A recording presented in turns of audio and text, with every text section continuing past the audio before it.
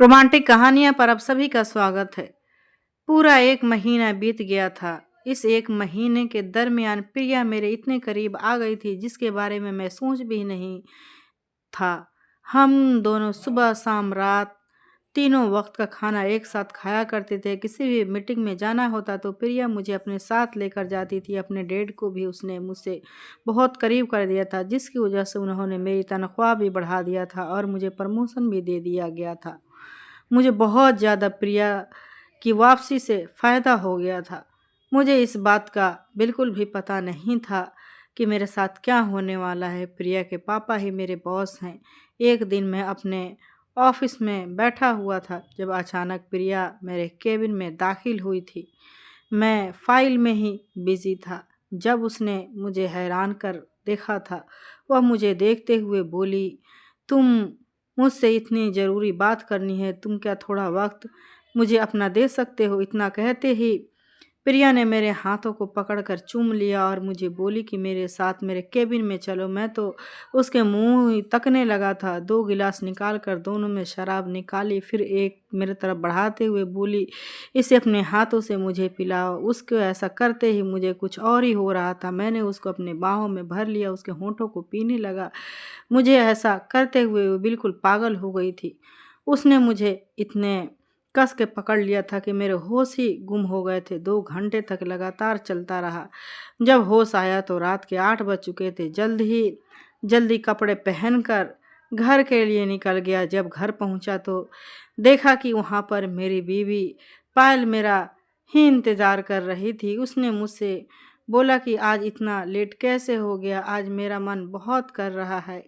उसने मुझे आकर जब पीछे से पकड़ लिया तो जूते समेत बिस्तर पर लेट गया था जब अचानक मेरे जूते उतारे थे। मैं अपने पैरों के पीछे करना चाहता था जब उसने मेरी मोजे भी उतारी और मेरे तरफ देखते हुए बोली थी, अगर आप बोलें तो मैं आपके सिर की मसाज कर दूं। वो बहुत प्यार से बोल रही थी, जबकि ना जाने क्यों मेरे साथ अगर तुम रहना चाहती हो तो तुम्हें समझौता करना होगा। सबसे पहले तो तुम्हें अपनी आदतें बदलनी होगी।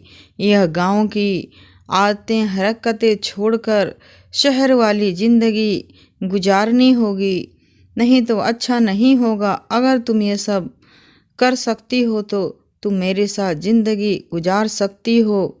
मैं तुमसे प्यार नहीं करता।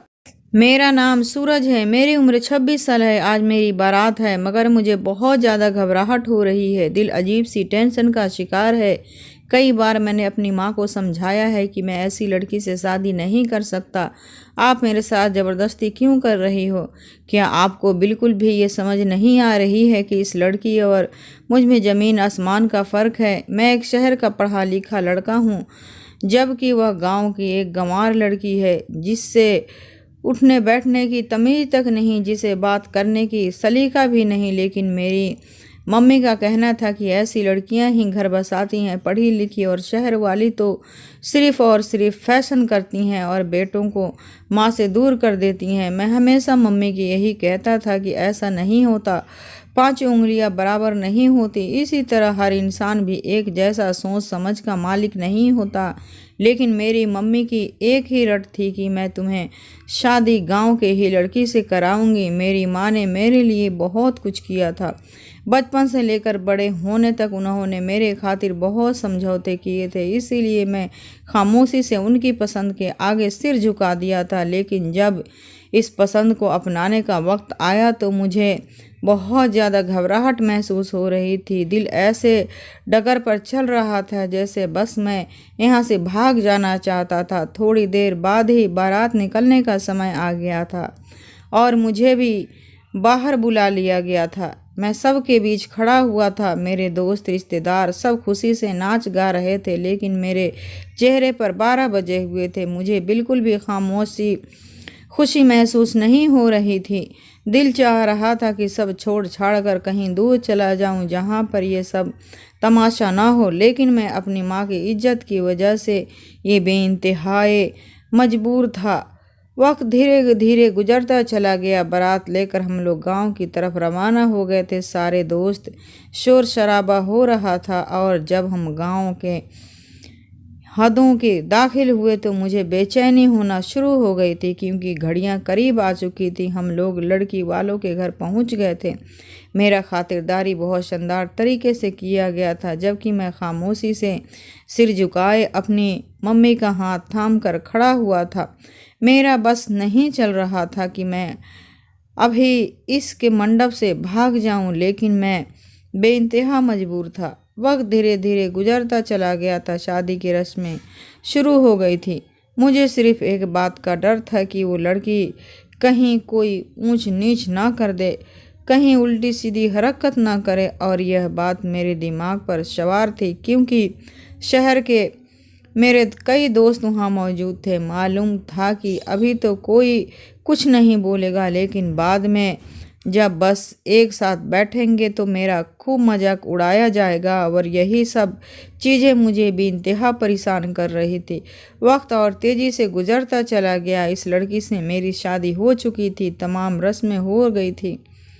अब उनके और एक रस्म की थी। अब पूरी बारात चली जाएगी, सिर्फ दूल्हा हमारे साथ हमारे घर ठहरेगा। मगर मैं तुरंत ही गुस्से से उखड़ गया था कि हमारे यहाँ ऐसी कोई रस्म नहीं है, और अब हम अपनी रस्म बनाएंगे। हम अपनी लड़की को लेकर जाएंगे, और यह कोई तरीका नहीं होता। इस तरह की कोई रस्म नहीं होती है, तो विदाई के बाद होती है। मेरी मम्मी का भी यही कहना था, लेकिन लड़की वाले बहुत ज़्यादा जोर दे रहे थे। मगर मैं भी अपनी बात पर पक्का था। मैंने सोच लिया था कि मैं किसी कीमत पर भी गांव नहीं ठहरूंगा, और ख़ास करके अपनी मम्मी के बिना तो किसी कीमत पर भी नहीं, क्योंकि वो तो यहाँ की हर आदत और अंदाज को जानती थी। लेकिन मैं किसी चीज़ से भी जानकार नहीं था। मैं लड़की को लेकर शहर की तरफ निकल पड़ा था। इन लोगों ने हमें खूब रोका, मेरी खूब मन्नतें की गई। मुझे बहुत समझाया गया कि अब शगुन हो जाएगा, ये करना बहुत ज़रूरी होता है। लेकिन ना मैं रुकना था और ना मैं रुका था। उस लड़की का चेहरा मैंने सिर्फ एक बार देखा था, उसके बाद इन लोगों ने उसके चेहरे पर घूंघट डाल दिया था। ना जाने क्यों मुझे गाड़ी में ऐसा महसूस हो रहा था जैसे वो बहुत घबराई हुई है। ऐसा लगता था जैसे बहुत ज़्यादा सहमी हुई है। मैंने कुछ सोच समझकर उसके हाथ पर अपना हाथ रख दिया था, और उसे देखते ही वो बोला था, क्या हुआ, किस बात की परेशानी है तुम्हें? मेरी बात सुनकर वह मुझसे पीछे हो गई थी, जबकि मैंने हैरान होकर उसकी तरफ देखा था। मम्मी आगे ड्राइवर के पास बैठी हुई थी, इसीलिए उनका ध्यान हमारी तरफ नहीं था, और मैं पास ही बैठ गया था। उसका हाथ अपने हाथ में ले लिया था और उसके कान में सरगोशी नुमा आवाज़ में बोला था, बोलो पायल, सब ठीक है? मैं और कुछ कहता उससे पहले ही उसकी सिसकियाँ गाड़ी में गूंजनी शुरू हो गई थी, जबकि मैं पल भर में उससे दूर हुआ था। मुझे समझ नहीं आ रहा था कि लड़की क्यों रो रही है। मम्मी ड्राइवर दोनों ही उस लड़की की तरफ देखने लगे थे। मेरी मम्मी पायल को देखते हुए सवालिया अंदाज में बोली थी, क्या हुआ बेटा, आप क्यों रो रही हो? सब ठीक तो है ना? कुछ चाहिए तो मुझे बताओ। वह और कुछ कहती उससे पहले ही वह बहुत सादगी से बोली थी, मेरी मम्मी ने कहा है कि अगर ये मेरे करीब भी आए तो हमारे घर बदशगुन हो जाएगा। उनसे कहें कि मुझसे दूर बैठें। ये मेरा हाथ पकड़ रहे हैं। जबकि मैंने हैरान होकर उस लड़की की तरफ देखा था, जबकि मम्मी ने भी मुझे घूर कर देखा था और मुस्कुराते हुए बोली थी, अरे मेरे बेटे, पीछे हो जाओ, बच्ची परेशान हो रही है, इसे परेशान ना करो। जबकि मैंने इन दोनों को सकते की हालत में देखकर रह गया था और फिर सिर झुकाकर अपना मोबाइल इस्तेमाल करने में बिजी हो गया था। मुझे बेइंतहा हैरत हो रही थी कि ये लड़की किस किस्म की है। इसको तो बिल्कुल भी मेरी इज्जत की परवाह नहीं है। अगर ऐसा कुछ था तो वह मुझसे धीमी आवाज़ में बोल सकती थी, मगर रोने की क्या ज़रूरत थी। दिल तो चाह रहा था कि उसके मुंह पर एक थप्पड़ जड़ मारूं, इसे समझाऊं कि तौर तरीका क्या होता है, लेकिन फ़िलहाल मैंने अपना सिर झटक दिया था। लेकिन उसे हमारे घर के तौर तरीके समझाना बेइंतहा ज़रूरी थे। एक लंबे टाइम के बाद हम रात के लगभग 2 बजे के करीब घर पहुंच गए थे। सब मेहमान अपने घरों की तरफ रवाना हो चुके थे। चंद मेहमान जो हमारे घर पर ही ठहरे हुए थे, उन्होंने भी रास्ते में ही अपने घरों की राह ले ली थी, क्योंकि वेडिंग पार्टी 2 दिन बाद था। उसीलिए सब चाहते थे कि थोड़ी थकान उतार कर तो पार्टी से अच्छे गुजरे। मम्मी ने पायल का स्वागत बहुत अच्छे तरीके से किया था। शादी की कुछ रस्में उन्होंने पूरी की थी। उसके बाद खुद वह पायल को मेरे कमरे में छोड़ कर आई थी।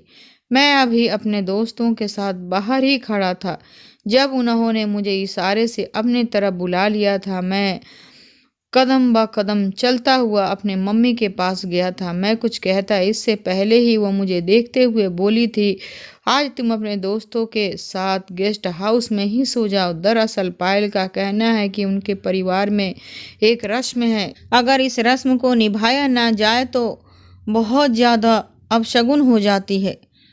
आज तुम अपनी दुल्हन के पास भी नहीं बैठ सकते हो। जबकि मैं फटी फटी निगाहों से अपनी माँ को देखे जा रहा था कि किस गंवार को यह अपने साथ ले आई है।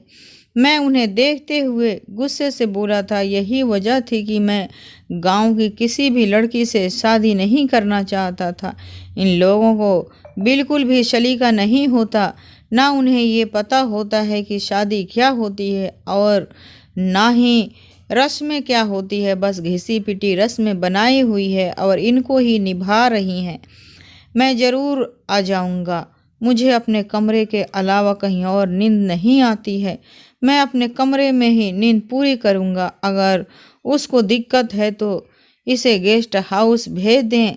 यह बोलकर मैं हरकत करता हुआ बाहर की तरफ चला गया था। मैं बहुत गुस्से में था, जबकि मम्मी की निगाहें मुझे काफ़ी देर तक अपनी पीठ पर महसूस हो रहा था। मैं बाहर आकर गहरी सांस लेने लगा। मुझे बिल्कुल समझ नहीं आ रहा था कि यह लड़की क्या चीज़ है। उसने पल भर में ही मेरा खून सुखा दिया था। दिल चाह रहा था कि मैं उसका दिमाग ठीक कर दूं, लेकिन बस मम्मी की वजह से मैं चुप हो गया था। समय धीरे धीरे गुजरता चला गया था। मैं कहने को मम्मी को बोल आया था कि उसे गेस्ट हाउस में भेज देना, लेकिन मुझे मालूम था ऐसा कुछ नहीं होगा। मुझे ही समझौता करना पड़ेगा और हमेशा की तरह मैंने ही समझौता किया था और चुपचाप अपने दोस्तों के साथ गेस्ट हाउस चला गया था। सब ने मेरा बहुत मजाक उड़ाया था कि सुहाग रात वाले दिन तुम यहाँ क्या कर रहे हो? तुम्हें तो अपनी बीवी के साथ होना चाहिए था। लेकिन मैं बेइंतहा बेबस था।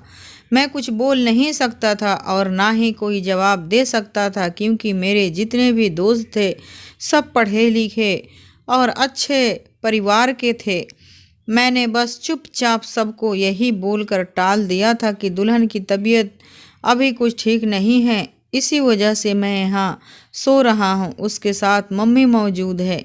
यह बोलकर मैंने किसी से ज़्यादा बात नहीं की थी, क्योंकि मेरे पास बेवजह की जवाब देने की हिम्मत नहीं थी। समय तेज़ी से गुजरता चला गया था। रात भर मुझे बेहद बेचैनी हो रही थी, क्योंकि यह बात सच्चाई थी। मुझे अपने कमरे के अलावा कहीं और नींद नहीं आती थी। अगली सुबह सूरज उगने के बाद जब मैं नहा धोकर घर पहुंचा तो मेरी पत्नी सभी के लिए नाश्ता बना रही थी। मैंने हैरानी से उस लड़की को देखा था। कल के ही तो उसे मैं ब्याह कर लाया था और अभी से ही वह काम में लग गई थी। मैंने मम्मी की तरफ देखा तो वह तुरंत बोली, तुम्हारी बीवी को मैंने बहुत समझाया, लेकिन शायद वह घर गृहस्थी की लड़की है, इसीलिए वह बात नहीं मान रही। काफ़ी लोगों को उसने नाश्ता भी करवा दिया है, अब तुम्हारे लिए अपने हाथों से बना रही है। उसका कहना है कि हमारे परिवार में भी एक रस्म है कि सुबह सुबह पत्नी अपने पति के लिए अच्छा खाना यानी कि नाश्ता तैयार करती है। मैंने कंधे उचकाए और मम्मी के पास बैठकर नाश्ता तैयार होने का इंतज़ार करने लगा था। थोड़ी देर बाद जब वह किचन से बाहर आई तो उसका कपड़ा देखकर मुझे बहुत अजीब महसूस हुआ। उसने बहुत ही भड़कीला कपड़ा पहना हुआ था। ऊपर से जितनी ज्वेलरी उसने पहनी थी, मुझे उसे देखकर तरस आने लगा था। जैसे वह मेरे पास आई तो मैंने उसे देखकर कहा, यह इतना सज धज कर क्यों हो? फिर थोड़ा हल्का पहन लो, गर्मी हो रही है, परेशान हो जाओगी। मैं और कुछ कहता उससे पहले ही उसने मेरे पैर छुए, जबकि मैं तुरंत पीछे हो गया। वह आंखें झुकाकर बोली, आप खाना खा लीजिए। मैंने ताज्जुब से अपनी मम्मी की तरफ देखा, जबकि वह मुझे डाइनिंग टेबल पर जाने का इशारा करने लगी थी। मैं चुपचाप उठकर डाइनिंग टेबल पर पहुंच गया। उसने सचमुच बहुत स्वादिष्ट चीज़ें बनाई थी। मैं चुपचाप नाश्ता करने लगा। वह मेरे पास ही खड़ी हुई थी। मैं उसे देखकर बोला था, बैठ जाओ, तुम भी हमारे साथ नाश्ता कर सकती हो। तो वह सिर ना में हिलाते हुए बोली, नहीं, मैं आपके बाद खाऊंगी और जो कुछ बच जाएगा वही खाऊंगी। मैं चुपचाप नाश्ता करके अपने दोस्तों के पास चला गया था। मैं बेवजह उसके पास बैठकर अपना दिमाग खराब नहीं करना चाहता था। समय और तेजी से गुजरता चला गया था। रात को जब मैं घर पहुंचा तो वह काफ़ी परेशानी से लाउंज में टहल रही थी। मुझे देखते हुए वह रोते हुए मेरे पास आई थी और मुझे समझाने का मौका दिए बिना मेरे सीने से लग गई थी। उसकी आंखों से जर आंसू बह रहे थे। मैं उसे हैरान कर देख कर रहा था। मैं कुछ कहना चाहता था, इससे पहले ही वह भीगी हुई आवाज़ में बोली थी, आप कहाँ चले गए थे? मैं कब से आपका इंतज़ार कर रही हूँ। न जाने मेरे दिमाग में कितने गलत ख्याल आ गए थे। आप ठीक तो हैं ना? जबकि मैं थक हार कर अपना सर झटक दिया था और बेजार होकर बोला था, नज़र नहीं आ रहा है कि ठीक हूँ या नहीं। बेवजह के तमाशे करने के लिए घर में ज़रूरत नहीं और तुम्हें इन हरकतों की वजह से अगर मेरी माँ ज़रा भी परेशान हुई तो याद रखना लड़की, मुझसे बुरा कोई ना होगा। मैं चाह कर भी उसके साथ अपना रवैया ठीक नहीं कर पा रहा था। उसकी गाड़ी वाली हरकत और सुबह वाली हरकत ने मेरा खून खौलाया हुआ था। मैं चुपचाप जाकर लाउंज में बैठ गया था। वह फ़ौरन मेरे लिए पानी लेकर आई थी। मैंने उसके चेहरे की तरफ देखा तो वह लाल हो रहा था। यकीनन वह मेरे आने से पहले भी काफ़ी देर तक रोती रही थी। उसकी आंखें सूजी हुई थी। वह मेरी तरफ पानी बढ़ाते हुए बोली थी, मैं तमाशा नहीं कर रही थी, बस मुझे आपकी चिंता हो रही थी। मैं कुछ और कहता इससे पहले ही उसने झिड़कते हुए बोला था, प्लीज़ चुप हो जाओ, मुझे सिर में बहुत ज़्यादा दर्द है। मैं तुम्हारी फिजूल की बातें सुनने के लिए यहाँ नहीं बैठा हूँ और यह पानी भी तुम खुद ही पी लो। और हाँ, आज भी कमरे में आने की तुम्हें कोई ज़रूरत नहीं। यकीनन तुम्हारी कोई न कोई रस्म आज भी होगी। मैं कुछ और कहता इससे पहले ही वह सिर झुकाकर बोली थी, नहीं जी, आज कोई रस्म नहीं है, आज मैं आपके साथ ही रहूँगी। मैंने सिर झटक दिया था। मुझे इस लड़की में कोई दिलचस्पी महसूस नहीं हो रही थी। ख़ासकर उसका कपड़ा और उसका अंदाज मुझे बहुत ज़्यादा बेजार कर रहा था। बेशक वह देखने में खूबसूरत थी, लेकिन उसने जिस तरह से अपने आप को ढाल लिया था, यह चीज़ें मुझे बहुत अजीब स्थिति में डाल रही थी। मैं कमरे में आ गया था और जूते समेत बिस्तर पर लेट गया था जब अचानक उसने मेरे जूते उतारे थे। मैं अपने पैरों के पीछे करना चाहता था जब उसने मेरी मोजे भी उतारी और मेरी तरफ देखते हुए बोली थी, अगर आप बोले तो मैं आपके सर की मसाज कर दूं। वह बहुत प्यार से बोल रही थी, जबकि ना जाने क्यों मुझे उसे देखकर बहुत गुस्सा आ रहा था। मैं उसे देखता हुआ महज एक ही बात बोला था, फ़िलहाल तुम यहाँ से चली जाओ, यही बेहतर होगा, मुझे तुम्हारी शक्ल भी नहीं देखनी है। मैंने यह बोलकर करवट मोड़ ली थी। जब उसने मेरी पैरों पर अपना हाथ रखते हुए और अचानक ही वह नम लहजे में बोली थी, हमसे कोई खता हो गई हो तो आप इस तरह से हमें झिड़क रहे हो। अगर हमसे कोई गलती हो गई हो तो हमें माफ़ कर दें। आप हमारे सरताज हैं। हमने आपको जानबूझकर अपने आप से अलग नहीं किया था। हमारी मम्मी का कहना था कि अगर शादी के फ़ौरन बाद पति अपने दुल्हन के पास आएगा तो अब शगुन हो जाता है, दूल्हा या दुल्हन में से कोई मर जाता है। इसीलिए हमारे यहाँ सावधानी बरती जाती है। हम माफ़ी चाहते हैं लेकिन हम बेइंतहा मजबूर हैं।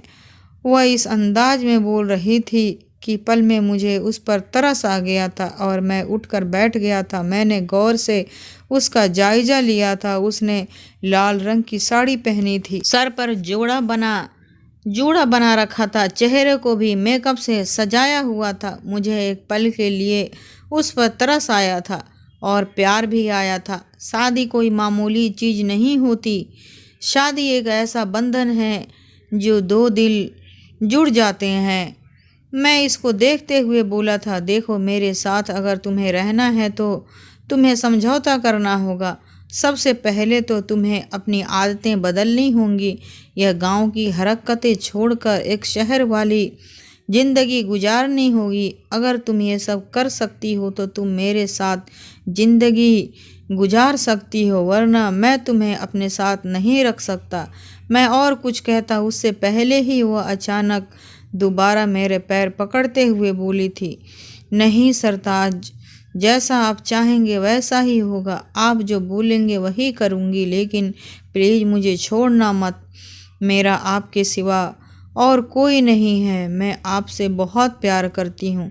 उसकी आंखें भीगी हुई थी, चेहरे पर मासूमियत थी। कुछ सोचकर मैंने उसे अपने पास बैठा लिया था और धीरे धीरे उससे उसके बारे में पूछने लगा था, लेकिन मुझे महज उसके लिए अपने आँखों से प्यार दिखाई दे रहा था। रात धीरे धीरे गुजरती चली गई और मैं उससे अपना हक ले लिया था। वक्त और तेजी से गुजर चुका था। अगली सुबह का सूरज पूरी तौर पर चमक चुका था। मैं सुबह नहा धोकर नीचे आया तो मेरे दोस्त लाउंज में बैठे हुए मेरी बीवी से हंसी मजाक कर रहे थे, जबकि वह भी सबको मासूमियत से जवाब देती हुई चाय दे रही थी। मैंने एक निगाह उसके सजे संवरे रूप पर डाली थी। वह एकदम कदम नीचे आ गया था।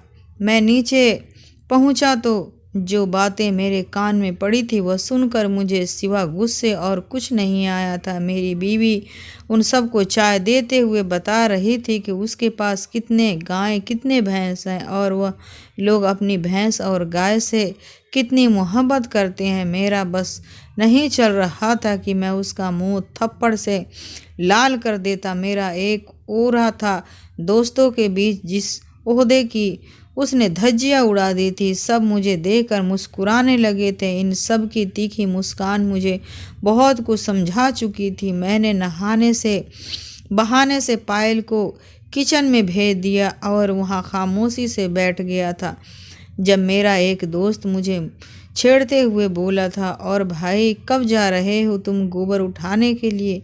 तुम्हारी बीवी का कहना है कि वह लोग गोबर के और कुछ कहता। इससे पहले ही मैं गुस्से में बोला था, ये बकवास करने के मेरे सामने ज़रूरत नहीं है। यहाँ पर आए हो तो मेहमान बन कर रहो।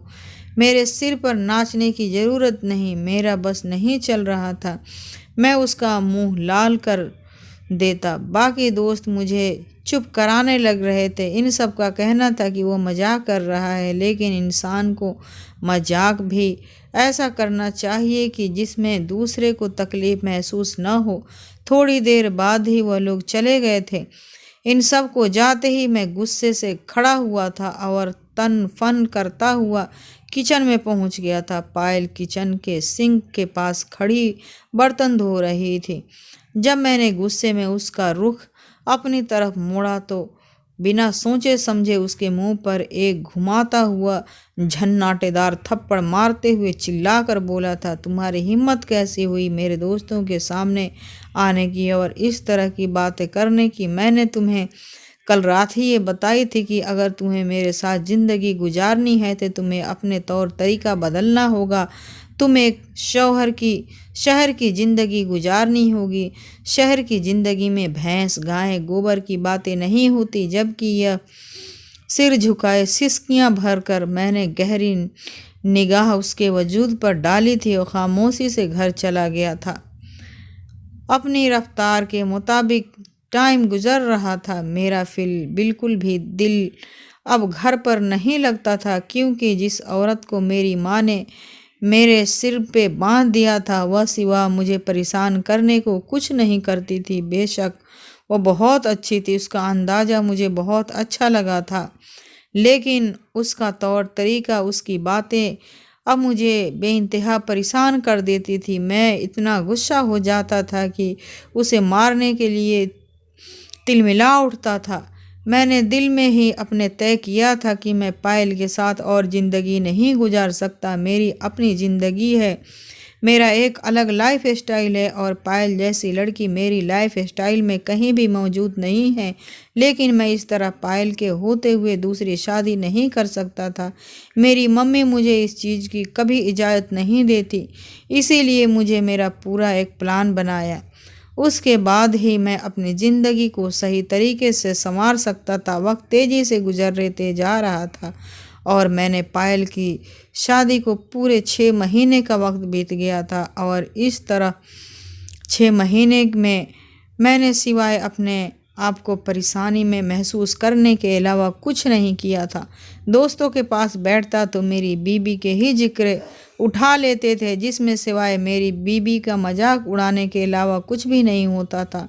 मैं पूरा परेशान हो जाता था। अगर किसी पार्टी में जाता तो मैं अपने पार्टनर को अपने साथ लेकर नहीं जा सकता था। रिश्तेदारों में भी मेरी बीवी की ही बातें होती रहती थी, जिसमें ज़्यादातर मजाक ही होता था और ये सब चीज़ें मुझे दिन ब दिन सिवाय परेशान देने की और कुछ नहीं कर रही थी। आज मैं ऑफिस में ही बैठा हुआ ये सब सोच रहा था जब अचानक मेरे केबिन के दरवाजे पर किसी ने दस्तक दी। मैंने यस बोलकर आने वाली की इजाज़त दी तो कमरे में प्रिया दाखिल हुई थी। उसे देखकर मैं लम्हे के लिए हैरान रह गया था, क्योंकि मैं प्रिया को पूरे 5 साल बाद देखा था। आज भी वह वैसे ही थी जैसे उसकी खूबसूरती मैं पहले देखा करता था। थोड़ा सा भी फर्क नहीं आया था। मैं अपनी जगह खड़ा होता तो उससे पहले ही वह भागकर मेरे पास आई थी और मेरे सीने से लग गई थी। वह खुश होते हुए बोली थी, मैंने तुम्हें तलाश करने की बहुत कोशिश की थी, फिर मुझे पापा से पता चला कि तुम उन्हीं के ऑफिस में काम करते हो। तुम कैसे हो? वह इतनी खुश होकर मुझसे मुलाकात कर रही थी कि मैं ये भी भूल गया था कि मैं इस वक्त कहाँ पर मौजूद हूँ। उसका कहना था कि वह मेरे बॉस की बेटी है जो पढ़ाई करने के लिए अमेरिका चली गई थी। प्रिया कोई और नहीं बल्कि मेरी क्लास फेलो थी। हम लोग जो भारत में ही पढ़ते थे, जबकि प्रिया पढ़ाई के लिए अमेरिका चली गई थी। इसके बाद प्रिया से किसी का कोई कांटेक्ट नहीं हुआ था। काफ़ी देर तक वो मुझसे यहाँ वहाँ की बातें करती रही। इसी दौरान मैंने अपनी शादी के बारे में भी बताया था। वह मुझे मुबारकबाद देती हुई इससे पहले ही मैं बुरा सा मुँह बनाते हुए बोला था, यार किस बात की मुबारकबाद, जब शादी में खुशी हासिल न हो। उसने मुझे हैरानी होकर देखा था और फिर मैं धीरे धीरे उसे अपने ऊपर बीती हुई सारी दास्तान सुना डाला था। मैं जब उसे अपनी कहानी बता रहा था तो मैंने पूरी तौर पर उसकी आंखों में चमक देखी थी। मुझे थोड़ा अजीब भी लग रहा था, लेकिन मैंने खामोश रहने में ही ठीक समझा था। वह काफ़ी देर तक मेरे पास बैठी रही थी और फिर दुख का इजहार करते कि पापा की केबिन में चली गई। मैंने भी अपना सिर झटक दिया था। प्रिया से मुलाकात करके मुझे बहुत खुशी हुई थी, क्योंकि मैं अपनी ज़िंदगी में ऐसी ही लड़की चाहता था, लेकिन शायद ये मेरी किस्मत में नामुमकिन ही था। वक्त गुजरता जा रहा था और पूरा 1 महीना बीत गया था। इस 1 महीने के दरमियान प्रिया मेरे इतने करीब आ गई थी जिसके बारे में मैं सोच भी नहीं चाहता था। हम दोनों सुबह शाम रात तीनों वक्त खाना एक साथ खाया करते थे। किसी भी मीटिंग पर भी जाते प्रिया मुझे अपने साथ ले जाकर जाती थी। अपने डैड के भी उसे मुझे बहुत करीब कर दिया था, जिसकी वजह से उन्होंने मेरी तनख्वाह भी बढ़ा दिया था और मुझे प्रमोशन भी दे दिया था। मुझे बहुत ज़्यादा प्रिया की आपसी सा फ़ायदा हो गया था। मुझे इस बात का बिल्कुल भी पता नहीं था कि प्रिया के पापा मेरे बॉस हैं। एक दिन मैं अपने ऑफिस में बैठा हुआ था कि जब अचानक प्रिया मेरे केबिन में दाखिल हुई थी। मैं फाइल में ही बिजी था जब मैंने उसे हैरानी होकर देखा था। वह मुझे देखते हुए बोली थी, मुझे तुमसे कुछ ज़रूरी बात करनी है, क्या तुम थोड़ा वक्त मुझे अपना दे सकते हो? जबकि मैं सिर हिलाते हुए बोला था, मैडम रियली सॉरी, मैं तुम्हारे साथ कहीं नहीं जा सकता। दरअसल मुझे सर को ये फाइल पूरा करके रात के वक्त देनी है। मैं कुछ और कहता इससे पहले ही वह फाइल बंद करते हुए बोली थी, बॉस की बेटी तुमसे कुछ कह रही है, उसे तुमसे ज़रूरी बात करनी है। क्या तुम्हारे लिए बॉस की बेटी से ज़्यादा कुछ और ज़रूरी होगा? मैंने सर को ना में हिलाया था, जबकि वह मेरा हाथ थाम कर बाहर की तरफ बढ़ गई थी। न जाने क्यों मेरे दिल में ऐसा ख्याल आ रहा था जैसे आज ये मुझे अपने दिल की कोई बात कहेगी। न जाने क्यों मुझे ऐसा लगता था जैसे ये मुझे शादी के लिए प्रपोज करेगी। और कहते हैं ना कि जब आपकी छठी इंद्री आप पर इशारा कर रही है तो कोई ना कोई बात ज़रूर होती है। हम दोनों एक रेस्टोरेंट में गए थे जब उसने मेरा हाथ थामकर अपनी मोहब्बत का इजहार किया था। उसका कहना था कि वह कॉलेज के टाइम से ही मुझे बहुत पसंद करती है, बस पढ़ाई की वजह से वह खामोश रही थी। लेकिन जब वह वापस आई तब उसके लिए यह बहुत बड़ी खुशी की बात थी कि उसके पापा की कंपनी में ही काम कर रहा था मैं। लेकिन जब से ये बात मालूम हुई कि मैं शादी कर चुका हूँ तो वो थोड़ी मायूस हो गई थी। लेकिन जब उसे ये पता चला कि मैं इस शादी से खुश नहीं हूँ तो उसने एक बार फिर मुझसे इजहार मोहब्बत किया था। और मैं भी शायद दिल में यह सोचना चाहता था कि मेरी ज़िंदगी में कोई ऐसी लड़की आए जो मेरे साथ कदम से कदम मिलाकर चले, मुझे समझे मेरे दिल में क्या चल रहा है, मेरे जज्बात को समझे। और प्रिया जैसी लड़की मुझे पूरी दुनिया में नहीं मिल सकती थी। मैंने प्रिया को हाँ बोल दिया था और अपने घर वापस आ गया था। अब मुझे सिर्फ़ और सिर्फ पायल की परेशानी थी। मैं किसी भी तरह से पायल को अपनी ज़िंदगी से निकाल देना चाहता था। आज मैंने कुछ सोचकर पायल को अपने साथ चलने के लिए बोला था।